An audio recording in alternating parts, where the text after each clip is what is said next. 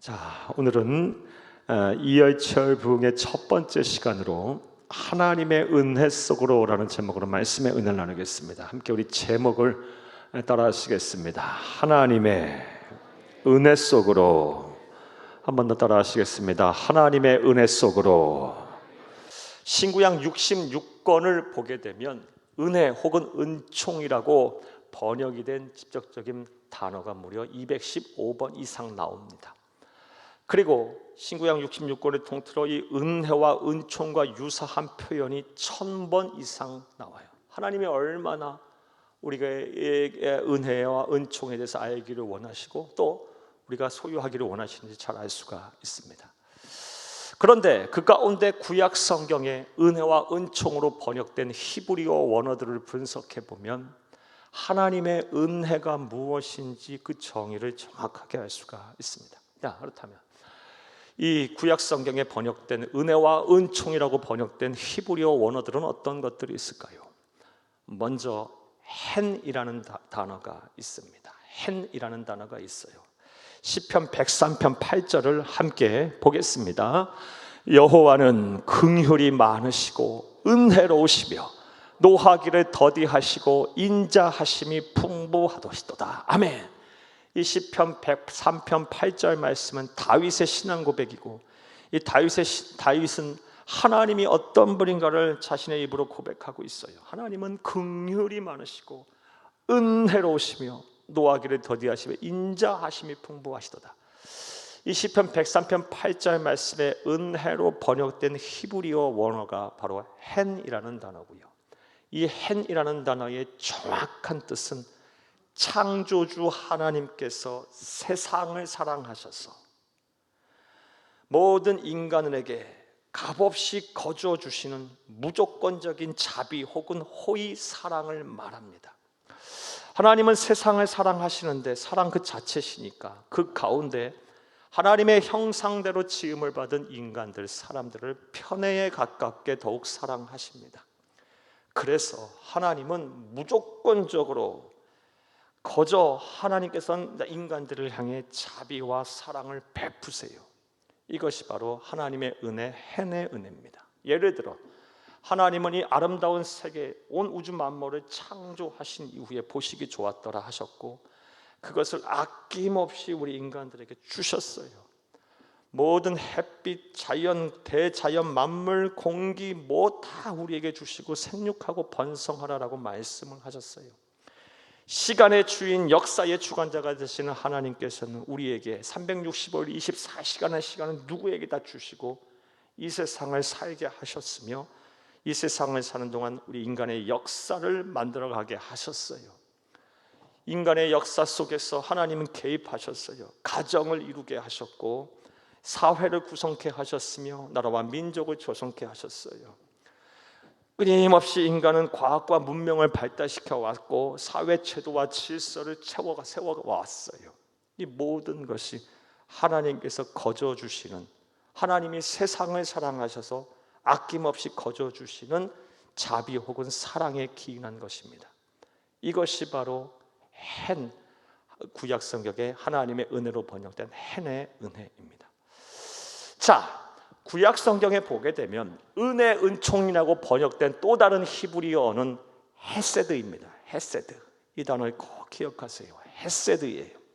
사랑하는 여러분, 창세기 32장 10절을 함께 보겠습니다. 나는 주께서 주의 종에게 베푸신 모든 은총과 모든 진실하심을 조금도 감당할 수 없사오나 내가 내 지팡이만 가지고 이 요단을 건넜더니 지금은 두 때나 이루었나이다. 아멘. 이 말씀은 야곱이 그의 형 에서를 만나기 전에 두렵고 떨리는 마음으로 하나님 앞에 기도한 거예요. 야곱은 우리가 잘 알다시피 젊은 시절 그의 아버지 이삭과 형 에서를 속이고 장자권을 빼앗은 이후에 형 에서의 노여움을 사게 돼서 도망자의 신분이 됐어요. 지팡이 하나만 갖고 먼 타지로 떠나야만 했어요.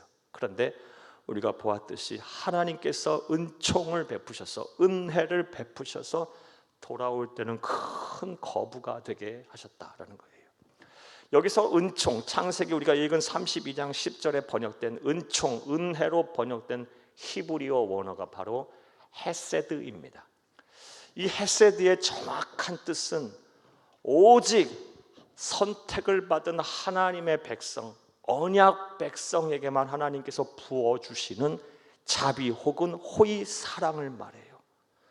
사랑하는 여러분, 이것을 신학적으로 말하면 앞서 하나님이 세상을 사랑하셔서 모든 사람에게 거저 주시는 은혜를 일반적인 은총 또 보편적인 은혜라고 한다면, 오직 선택을 받은 언약의 백성인 우리 그리스도인들에게만 부어주시는 이 헤세드의 은혜를 가리켜서 특별 은총, 선택적 은혜라고 합니다.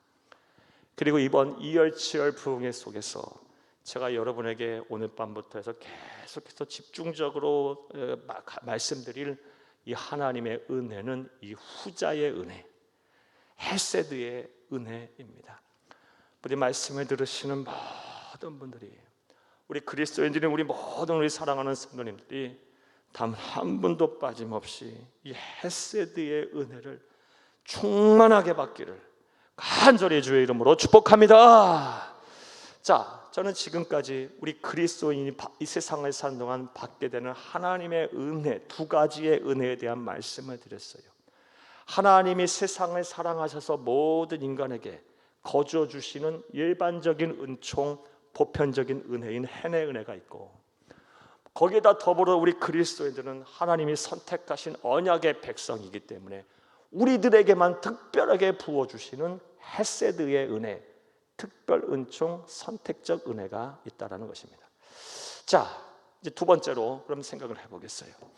우리를 향한 하나님의 은혜의 특징은 무엇일까요? 특별히 이 헤세드의 은혜의 특징은 무엇일까요?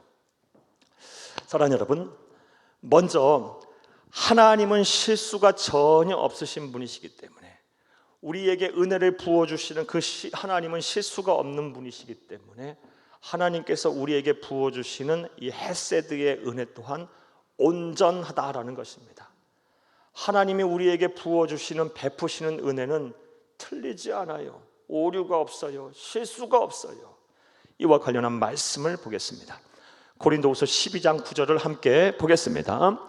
나에게 이르시기를 내 은혜가 내게 족하도다. 이는 내 능력이 약한 데서 온전하여 짐이라 하신지라. 그러므로 도리어 크게 기뻐함으로 나의 여러 약한 것들에 대하여 자랑하리니 이는 그리스도의 능력이 내게 머물게 하려 함이라. 아멘. 이 말씀은 사도 바울의 신앙 고백인데요, 이 신앙 고백을 할 즈음에 사도 바울은 중병에 걸려 있었어요. 그 병이 어떤 성서 신학자들은 안질이다, 눈이 안 보이는 눈병에 걸렸다라고 말하기도 하고, 어떤 성서 신학자들은 간질이다라고 얘기하기도 해요. 안질이 됐던 간질이 됐던 이 사도 바울에게는 치명적인 연약함이었고 큰 고통이었을 거예요. 사도 바울이 어떤 사람입니까? 하나님의 능력을 받아 그가 하나님 앞에 기도하고 이렇게 손수건을 흔들기만 해도 이 손수건을 바라보고 병을 고쳐냈던 사람이에요. 그런데 하나님께서는 그의 병을 고쳐주지 않으셨어요. 무려 이 병을 고치기 위해서 그는 생사를 걸고 3번이나 작정하며 기도했는데 하나님이 아무런 응답하지 않으셨어요. 그랬을 때 사도 바울이 얼마나 낙심하고 실망했겠습니까? 자, 그런데 얼마 지나지 않아서 깨닫게 됐어요. 하나님은 실수하지 않으셨구나. 내 병을 고치신 것이 바로 하나님이 나를 향한 온전한 은혜였구나를 깨닫게 됐어요. 왜냐하면 그가 그렇게 연약했기 때문에 그는 하나님 앞에 겸손할 수 있었고 하나님만을 의지할 수 있었고 기도시는 죄를 범치 않게 됐어요. 그러다 보니 다른 사람에게 부어주지 않았던 하나님의 은사가 그에게 늘 함께 하셨고 그 어떤 사도보다 성령의 능력을 행할 수가 있었어요. 깨닫게 된 거예요. 내가 약하기 때문에 하나님께서 나와 함께 하셔서 다른 어떤 사도보다 더 큰 성령의 능력을 행할 수 있게 하셨구나. 이제부터 나는 나의 약함을 자랑하리라. 약할 때 곧 강함이니라. 사랑하는 여러분, 하나님이 저와 여러분에게 베푸시는 은혜는 틀리지 않아요. 오류가 없고 온전합니다. 지금 당장 내 눈앞에 보이는 것 없고 내 손에 만져지는 것 없고 내 뜻대로 이루어진 것 없다 할지라도 하나님은 저와 여러분을 향한 선하신 계획을 갖고 온전하신 뜻 가운데 일하시는 분이심을 믿으시기를 간절히 주의 이름으로 부탁합니다. 우리에게 베푸시는 하나님의 은혜, 헤세드의 특징이 뭐다? 오류가 없다, 온전하다라는 것입니다. 또 다른 특징은 하나님은 전지전능하신 하나님이시기 때문에 우리에게 부어주시는, 베푸시는, 우리 그리스도인들에게, 언약 백성들에게 부어주시는 헤세드의 은혜는 제한이 없다라는 것입니다. 사랑하는 여러분, 요한복음 1장 16절을 함께 보겠습니다. 우리가 다 그의 충만한 데서 받으니 은혜 위에 은혜로라. 아멘. 하나님은 능력이 한이 없으신 분이십니다. 그래서 과거에 잠시 잠깐 우리에게 조그만 은혜 주시고 나서 그 능력이 고갈되는 분이 아니에요. 즉 과거에 은혜를 주셨으면 더 큰 은혜를 언제든지 주실 수 있는 분이시고 그런 준비가 되신 분이에요. 인색하신 분이 아니에요. 그러므로 우리들이 무엇을 간구해야 하냐? 지난날에 받았던 과거의 은혜만 매여 살면 안 되는 거예요. 추억의 신앙 속에 살면 안 되는 거예요. 우리 그리스도인들은 매일매일 새로운 은혜를 구해야 하고 그 새로운 은혜 속에 우리가 세상을 살아야 하는 것입니다. 할렐루야. 성경을 보면 우리가 본받고 따라야 될 거의 모든 신앙의 위인들은 다 이러한 이 나날이 새로운 은혜를 사모했고 그 은혜를 가지고 살았어요. 대표적인 한 사람 여러분에게 소개할게요. 구약의 에레미야 선지자예요. 에레미야서 3장, 에레미야애가 3장 22, 23절을 함께 보겠습니다. 여호와의 인자와 긍휼이 무궁하심으로 우리가 진멸되지 아니함이니이다. 이것들이 아침마다 새로우니 주의 성실하심이 크시도소이다. 아멘. 22절에 여호와의 인자라고 번역된 히브리어 원어가 바로 헤세드예요.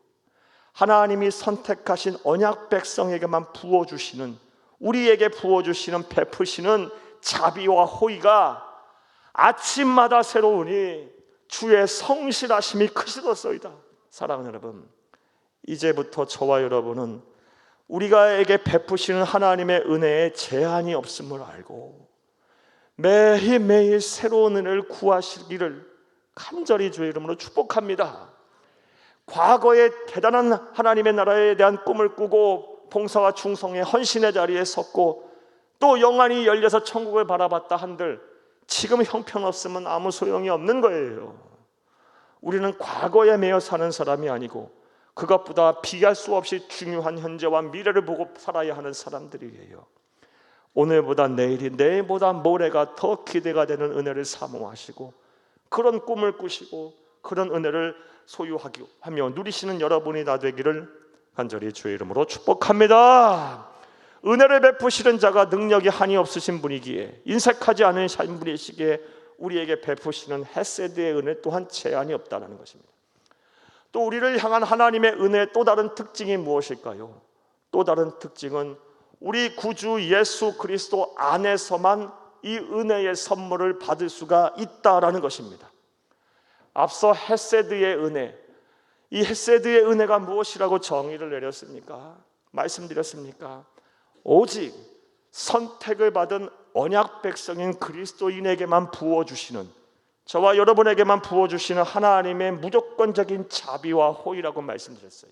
자, 그런데 우리를 향한 하나님의 언약이 누구를 통해 성취됐습니까? 누구를 통해 구원이 완성이 됐습니까? 우리 구주 예수님을 통해서 이 언약이 성취가 됐고 또 예수님께서 이 세상에 다시 오셔서 재림의 주로 오셔서 이 세상의 모든 역사를 닫으시며 모든 인간의 이 언약을 다 이루실 거예요. 그러하기에 이 헤세드의 은혜는 오직 예수 안에 있을 때만 온전해지는 거예요. 사랑하는 여러분, 하나님의 백성 그리스도인이라고 하면서 은혜를 구하면서 예수를 따르지 않아 예수를 본받지 않고 예수와 전혀 별개의 삶을 산다면 헤세드의 은혜는 받을 자격이 없는 거예요. 사랑하는 여러분, 예수 안에 살고 예수 안에 죽고가 우리 그리스도인의 삶이 되어야 돼요. 예수만이 우리의 소망이 되어야 하고 예수만이 우리의 기쁨이 되어야 하고 예수만이 우리의 구원이 되어야 합니다. 여러분 가장 의지하는 바가 누굽니까? 우리 구주 예수님이 여러분의 구원이 의지할 바가 되고 여러분의 구세주가 되기를, 여러분의 삶과 생명의 주인이 온전히 되시기를 간절히 주의 이름으로 축복합니다. 이제 또 세 번째로 생각해 보겠습니다. 사랑하는 여러분, 하나님의 은혜, 이 세 번째로 하나님의 은혜를 받게 되면 우리에게 어떠한 일들이 일어나게 될까요? 헤세드의 은혜를 우리가 받게 되면, 하나님이 선택하신 언약 백성인 우리 그리스도인에게만 부어주시는 이 자비와 사랑의 은혜를 받게 되면 우리에게 어떠한 일들이 일어나게 될까요? 먼저는 구원을 받습니다. 사랑하는 여러분, 구원은 어떻게 받습니까? 예수님을 그리스도로 믿는 믿음으로 받는 거예요. 더 정확하게 표현하면 예수님께서 내 모든 죄값을 십자가의 죽으심으로 치르셨기에 나는 죄인이지만 구원의 주권자이자 심판장이신 하나님이 나를 의인으로 인정하신다는 복음을 믿음으로 말미암아, 사랑하는 여러분, 내가 구원을 선물 받는 거예요. 에베소 2장 8절에서 9절을 함께 보겠습니다. 너희는 그 은혜에 의하여 믿음으로 말미암아 구원을 받았으니 이것은 너희에게서 난 것이 아니요 하나님의 선물이라. 행위에서 난 것이 아니니 이는 누구든지 자랑하지 못하게 함이라.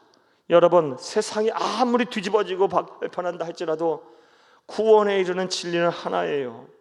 예수님을 나의 구세주로 믿는 믿음으로 받는 거예요. 자, 그런데 이 믿음이 어떻게 생깁니까? 그냥 믿어진다고 믿어지는 거예요? 자기 최면 자기 암시 걸면 되는 겁니까? 아니요. 이 믿음 또한 하나님이 주셔야 되는 거예요. 하나님의 은혜를 부어주셔야 하는 거예요.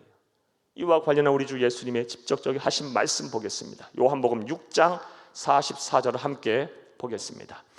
나를 보내신 아버지께서 이끌지 아니하시면 아무도 내게 올 수 없으니 오는 그를 내가 마지막 날에 다시 살리리라. 하나님께서 이끌어주지 아니하시면 아무도 내 앞에 올 수 없고 예수 믿고 구원받을 수 없다라는 말씀이에요. 믿음도 하나님의 은혜의 산물인 거예요. 사랑하는 여러분, 따라서 우리 모두가 다 예수를 그리스도 믿고 있다면 나는 이미 하나님의 은혜, 이 헤세드의 은혜를 받은 거예요. 실제로 저는 이 믿음이 안 생겨서 예수 믿고 싶어서 성경을 100독 이상 했음에도 불구하고 믿음 안 생겨서 못 믿겠다고 하는 분도 만나봤어요. 그런데 우리는 그런 거 없어도, 굳이 그럴 것까지 안 했어도 예수님이 나의 구세주임을 믿으시잖아요. 사랑하는 여러분, 신구약 66권이 하나님의 말씀임이 믿어지잖아요. 천국과 지옥이 분명히 있음을 알고 마지막 날 심판의 날이 있음을 알잖아요. 사랑하는 여러분, 하나님이 나보다 나를 더 사랑하시면서 영원토록 나를 책임지실 거라는 믿음이 내 안에 있지 않습니까? 만약 그리하다면 이건 하나님의 은혜의 선물이에요. 도대체 이것이 어떻게 가능합니까? 사랑하는 여러분, 예수님 얼굴 한 번이라도 봤습니까? 함께 붙고 맨날 사랑한다고 하는 사람도 사랑하기 쉽지 않은데, 지금으로부터 약 2000년 전 지구 반대편에 세상 사람 하는 말로 30대 초반에 십자가에 달려 죽은 그 예수를 우리는 너무너무 사랑하잖아요. 그리고 그 하나님이 나를 사랑하신다는 것 또한 확신하잖아요. 이 믿음이 어떻게 생겼어요? 하나님이 은혜를 베푸셔서 그런 거예요. 도대체 저와 여러분이 누구이길래 우리에게 이런 은혜를 베푸셔서 믿음을 생기게 하셔서 구원에 이르게 하셨을까요? 이거 하나님의 은혜로 아니면 설명이 안 되는 거예요. 또 이런 걸 생각해 보면 예수 아무나 믿는 게 아니에요. 저와 여러분은 정말 하나님의 선택적인 은혜, 특별한 은총인 헤세드에 속한 자임을 믿으시기를 간절히 주의 이름으로 축복합니다. 또 우리가 이 하나님의 은혜, 이 헤세드의 은혜를 받게 되면 우리에게 어떠한 일들이 일어나게 될까요? 또 다른 어떤 일이 일어나냐? 새로운 삶을 살게 됩니다. 고린도후서 5장 17절을 함께 보겠습니다. 그런즉 누구든지 그리스도 안에 있으면 새로운 피조물이라. 이전 것은 지나갔으니 보라 새 것이 되었도다. 새로운 피조물로 살게 돼요. 사랑하는 여러분, 이것을 신학적으로는 중생, 다시 중자, 거듭날 날생자, 다시 태어난다, 거듭남이라고도 말하기도 하고 뉴 크리에이션, 새로운 창조라고 얘기하기도 해요. 사랑하는 여러분, 우리가 헤세드의 은혜를 받게 되면요, 거듭난 다시 태어난 예수님의 사람으로 변화돼요. 우리가 이 헤세드의 은혜가 충만하게 임하면 임할수록 예수의 옛자만 생각해도 마음이 설레져요. 여러분 안 그래요? 그냥 삶이 힘들고 어려면 예수님이 내 손 한번 잡아줬으면 좋겠고, 나를 좀 안아줬으면 좋겠고, 예수님이 나와 좀 함께 하셨으면 좋겠구나 하는 생각이 힘들고 어려울 때마다 더 해요. 여러분, 이 헤세드의 은혜를 받게 되면 찬송의 가사와 선율을 통해 신금이 울려져요. 내 마음이 변화된 마음이 그냥 녹아버려요. 여러분, 유행가 듣고 보면서 은혜 받은 사람이 있어요. 잠시 잠깐 기쁘고 위로가 있고 신나고 행복할 수는 있어요. 하지만 은혜 받는 거하고는 다른 문제예요. 하나님을 찬양하는 이 찬송의 가사와 선율이 우리의 영혼을 울려요. 헤세드의 은혜가 임하면. 또 기도하면요, 담력이 생겨요. 확신이 생기고요, 염려 근심이 사라져요. 기도 안 해서 그래요. 여러분, 헤세드의 은혜가 임하면 놀라운 기도의 능력이 내 안에 살아나요. 또 말씀이 들리기 시작해요. 헤세드의 은혜가 내 안에 임하게 되면 하나님의 말씀이 싹싹싹싹 내 안에 들어와서 내 삶을 변화시키기 시작해요. 헤세드의 은혜가 더 충만하게 임하면요, 자유하게 됩니다. 우리 그리스도인들이 세상 사람들과 다른 헤세드의 은혜를 모르는 사람들과 큰 차이점은 자유하다라는 거예요. 염려와 근심 없는 사람이 어디 있습니까? 삶에 문제가 없는 사람이 어디 있습니까? 하지만 그것은 더 이상 우리의 인격을 다스리고 지배하지 않아요. 그것이 우리의 삶의 주인 되지 않아요. 우리를 자유케 하세요. 무엇보다 세상을 사는 가치관이 달라져요. 헤세드의 은혜가 임하면 내 자신의 안위만 위해 살지 않아요. 예수님처럼 남을 위해 살고 싶어져요. 가난하고 병들고 지친 사회적 약자가 내 눈에 들어오기 시작하고, 그리고 이 세상의 전부인 줄 알다가 영원한 사망의 늪에 빠져가는 그런 어리석은 영혼들이 불쌍히 여겨져서 전도와 선교하지 않고는 견딜 수가 없어요. 나만 잘 먹고 잘 살자라고 생각 안 해요. 사랑하는 여러분, 하나님의 영이 성령께서 헤세드의 은혜와 더불어 내 안에 임하는데 어찌 우리가 그렇게 살 수 있겠어요? 이런 은혜가 지금 여러분 가운데 있다면 여러분의 헤세드의 은혜가 임한 거고, 아직 그것이보다 더 충만하게 임하기를 간구하세요. 사랑하는 여러분, 하나님의 백성이 헤세드의 은혜를 모르면 절대로 안 돼요.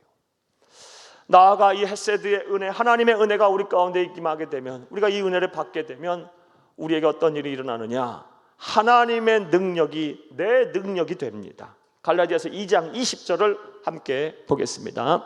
내가 그리스도와 함께 십자가에 못 박혔나니 그런즉 이제는 내가 사는 것이 아니요 오직 내 안에 그리스도께서 사시는 것이라. 이제 내가 육체 가운데 사는 것은 나를 사랑하사 나를 위하여 자기 자신을 버리신 하나님의 아들을 믿는 믿음 안에서 사는 것이라. 아멘. 우리보다 앞서 이 하나님의 은혜, 헤세드의 은혜를 체험했던, 경험하고 소유했던 사도 바울이 고백하고 있어요. 이제 내가 사는 것은 내가 사는 것이 아니라, 내 능력으로 사는 것이 아니라 내 안에 그리스도께서 사시는 것이라. 나는 이제부터 하나님의 능력으로 산다. 사랑하는 여러분, 이런 자신감, 이런 확신, 또 이런 능력을 내가 소유하고 산다면 세상에 아무리 경쟁이 치열하고 나를 넘어뜨리려 올가미를 씌우며 또 폐역하고 음란하고 죄가 많은 세상에 수많은 유혹이 나를 애워싼다 할지라도, 천만인이 나를 애워싸고 우는 사자와 같이 나를 삼키려 한다 할지라도 눈 하나 깜빡 안 할 거예요. 두렵지 않을 거예요. 무서울 것 없을 거예요. 세상 앞에 당당한 그리스도인이 될 것입니다. 사랑하는 여러분, 하나님의 은혜가 여러분의 삶에 충만하게 임하기를 바랍니다. 하나님의 은혜가, 이 헤세드의 은혜가 여러분을 온전히 전인격적으로 다스려지기를 원합니다. 그래서 세상을 이기며 사는 진정한 그리스도인으로 거듭나기를 간절히 주의 이름으로 축복합니다.